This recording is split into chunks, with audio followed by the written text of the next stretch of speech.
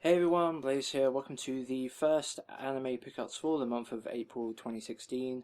I have two pickups for this April month. I've got a discotheque haul, which I'll be really excited to share with you all. And I've also got a smattering of other things, which I'm going to share with you right now. Starting off with something that was a decision that I've been really procrastinating with for a really long time. You can kind of see behind me just there is my Sword Art Online collection.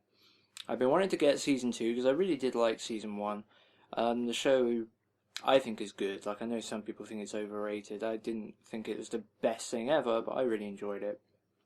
And yeah, so I've been wanting to get season 2, but obviously Anipets of America releases are hella expensive.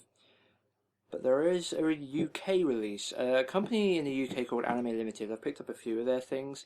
They've really started to come on strong over the last 12 months, and their releases have become much higher quality. Their early stuff was really hit and miss, but now they seem to be doing a lot better, and this is what they did for Sword Art Online 2. So yes, I'm getting the UK releases just to save money, and a hell of a lot of money. So this is part 1.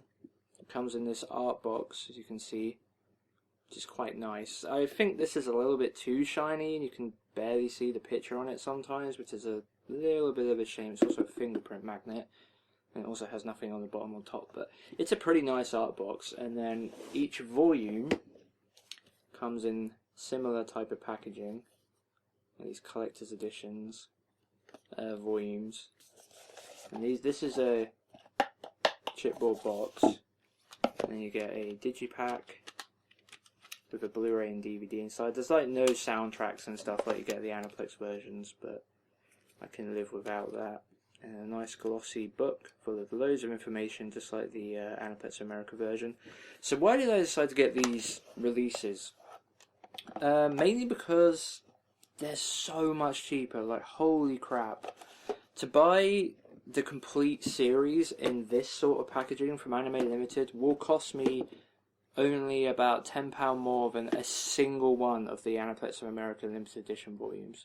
Just one volume of Sword Art Online 2 from Aniplex of America, and I can get pretty much the entire series on Blu-ray in pretty nice packaging. So yeah, in the end I just kind of went, well, you know, I really did want the Aniplex of America versions, but I don't know, in the end I just couldn't justify it when there's a nice release on my doorstep that looks just fine, you know. And in the end it's the show that matters the most, so yeah, the nice packaging is only second to the actual show itself, and this is nice enough packaging as it is anyway, and it's super cheap compared anyway. It is pretty cheap actually, they're £25 a volume. Obviously they're only 7 episodes, so it is kind of expensive, but at the same time, like, once you have the whole thing, it's so much cheaper than the American release. So yeah, I picked that up. The next thing I got was Street Fighter Alpha, the movie. I'm really looking forward to the Discotheque Blu-ray release of Street Fighter 2, the movie. It's one of my favourite anime films. It's just a really fun, cheesy flick. Loads of action, funny dubs, and all the rest of it. Good music. It's great stuff. And yes, I'm really looking forward to that. I decided that I was looking forward to it so much, and I remembered that there are a lot of fighting game OVAs from the 90s, and I've watched a few of them. I really enjoyed them, because obviously in the 90s the fighting game craze was at its highest. Like, after Street Fighter 2, like SNK, Namco and Capcom themselves all made a bunch of great 2D fighters, and I grew up playing a lot of those games, you know, like the Samurai Showdowns, Tekkens, Fatal Furies, Art of Fighting, World Heroes. Like, I played all of that stuff growing up, and obviously Darkstalkers, Street Fighter, all of it, and there's OVAs of a lot of that stuff, so I decided to get them all. And the first one I decided to pick up was Street Fighter Alpha, the movie. And the Street Fighter Alpha games were never really my favourite. I did like some of the character additions, but I always play Street Fighter 2, honestly. Alpha I didn't play too much of, but yeah, I watched this, and honestly I didn't like it. That's kind of the thing that I am aware of going into this, is that there's going to be a lot of them that aren't very good, but that's kind of okay. Like, I go into it just for the cheese factor, and as a movie, this has some of the cheese factor. It's quite good fun in terms of some of the action, but the story is bad. It's just bad, basically. But anyway, yeah, Street Fighter Alpha, the movie, it's an hour and a half long. So it's a little bit longer than I'd like, honestly. I more prefer like the 50-minute chunks. Although saying that, quite a lot of the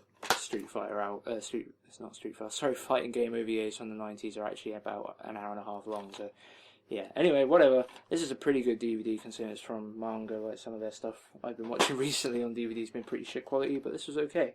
Anyway, moving on. We got Nerima Daikon Brothers, which is from the creator of Excel Saga. It's got his name here on the back.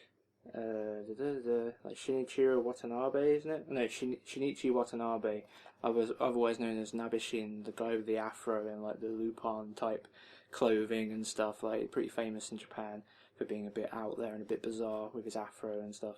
So yeah, he's the creator of Excel Saga. Now I didn't like Excel Saga. I felt like it was just way too random, too loud, and stuff. Well, it wasn't really the comedy that annoyed me. It was just too loud and frenetic, I guess. Like, it went a little bit too quickly, and the characters just seemed like they were screaming nonsense most of the time. And it's just like, hey, to be random just means we're screaming nonsense. And yeah, it kind of grew old on me pretty fast. Nerima Daikon Brothers, from the trailers I've seen and from reviews I've read and stuff, seems to be a little bit more grounded, but also containing the same zany humour. But there's also slightly more plot based. I mean, kinda. It's about this family trio that basically want to become famous blues singers, isn't it? They're kind of like dressed up as the Blues Brothers on the front and stuff. And yeah, the trio by night musical group known as the Nerima Daikon Brothers are hoping to give their fans, that is themselves, what they want: concerts. But fame and fortune cost money. How can they grab the cash needed to build their concert dome? Well, they'll have to battle the slimiest villains and pad the pockets along the way. At least that's the plan, anyway. Yeah, it just seems like they kind of like Blues Brothers, really.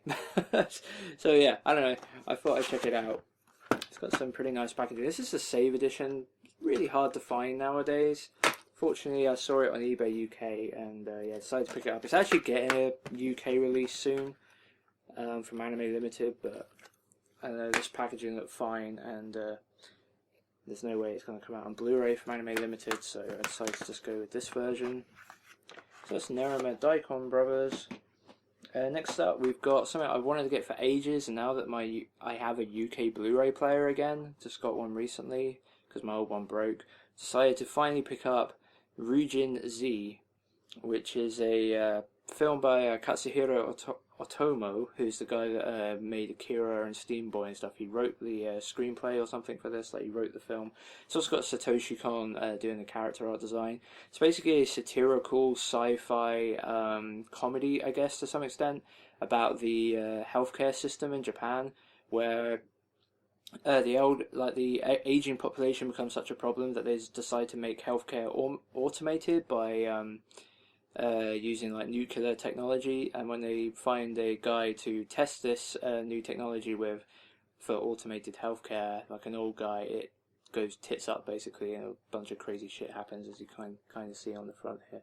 So yeah, I'm really looking forward to watching this. It's only an hour and 20 minutes. It's a sort of not forgotten film from the 90s, but kinda like I'm surprised this doesn't have a release in America on a Blu-ray yet, but again, most of the Satoshi Kon stuff doesn't either, so kinda, yeah, for some reason there's a lot of anime films that aren't Studio Ghibli from like the late 80s to, throughout the 90s that just haven't come out on Blu-ray in America for some reason.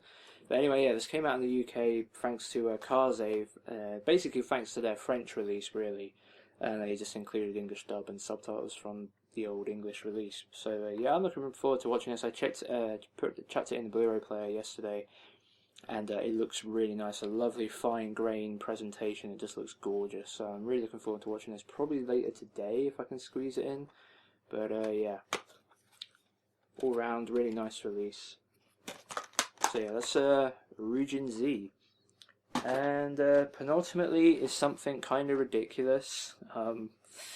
I picked up the Fullmetal Alchemist Brotherhood OVA collection from Funimation. I already own this in the UK release, which actually comes in a Blu-ray case, which is much better, and that's why I bought this originally.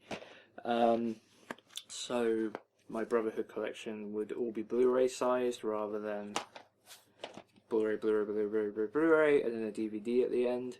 Just I don't know. But at the same time, now that Brotherhood's gone out of print, there was a part of me that was just like worried that I regret not picking this up while it's still available, even though I already own it, just because the rest of my collection is the Funimation American releases, and I don't know, I can't really explain it honestly. It was a pointless purchase, I know, but there's just a part of me that felt like I needed to have it, and it was relatively cheap, and it's now, but it's going to go up in price over time, more than likely. At least, I mean, this isn't obviously like the main part of the show or anything, but this will at least double in price, if not a little bit more than that, once it gets to collector's market stuff like scalpers and all that. So yeah, I decided to pick it up while it was still relatively cheap, so I could just have it. And yeah, but like I said, I didn't really need it. I already owned it, but hey, here it is. I have it. By having this, it does mean I have the complete American Funimation release Brotherhood collection, because it was the only thing I didn't have from the original releases. So yeah, it was pointless, but I picked it up anyway. Anyway, and last but not least for this video, I picked up Jormungand, Season 1 and Season 2.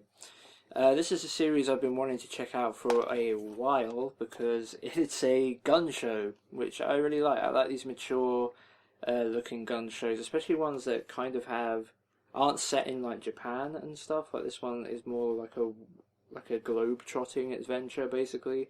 Although there's lots of stuff I think set in the Middle East and whatnot, but yeah, I mean it's got from the producers of Black Lagoon. Black Lagoon is like the gun show. If you're going to watch anything that's an action series in anime, that's the one to watch. And it's also done by the studio White Fox, who are the animation studio behind brain's not working. The animation studio behind Steins Gate. So yeah, I figured why not give it a go. I was definitely interested in it, dubbed and subbed obviously by Funimation. This is one of the first ones releases last year that came out of nowhere that wasn't limited edition. Funimation has like moved away from doing every single show limited edition to the point where they're doing like one limited edition to like every 12 shows they release or something now. But yeah, this is one of the first ones back where it was just kind of like out of nowhere, like this didn't get a limited edition, but hey, it has a slipcover and stuff, and it's got reversible art, which I'll probably end up flipping around since it's got the slipcovers. But yeah, really happy to own this. I guess I'll show the packaging since I normally always do that. Let's say inside's the same. And we've got the discs, which are still the old-fashioned Funimation discs, and nothing too exciting. It's part of Season 1, and we've got Season 2. Spines. And the same again. And the discs. And the inside. So yeah, that is all I picked up for the first half of April, I guess. It's not technically how it went, obviously, but yeah, I have a bunch of discotheque stuff, like as many as 7 or 8 discotheque releases to share with you guys in the next video. I'm just waiting for one last thing to come from the discotheque stuff, and then I'll have it all here and be doing a video on it. I did film my anime collection video yesterday, but I wasn't too happy with it. I felt like it was a bit too long. It went on for like 26 minutes. And I didn't really have much to say. I didn't really know what to say. I was just kind of like pointing out the old anime and going, this is the comedy section, and this... I don't know, it just seemed a bit boring, but I don't know, I guess inherently collection videos are kind of boring to some extent. I don't know, like I enjoy watching them, I know other people do as well, but at the same time, when you're trying to present it, it's kind of hard to make it interesting. But anyway, I might try redoing it at some point soon, but yeah, at some point in May I will do the collection video, and you guys can see it. So yeah, I'm in Blaze, thanks for watching, and I'll see you next time. Anyway, yeah, Psycho Pass 2, it matches the first one. It's a lot smaller than the first box set. But actually the extras for this one, which is only one thing, but it's a pretty good extra because you didn't get anything like that for Season 1. So yeah, you get this chipboard box with a carnet on the front.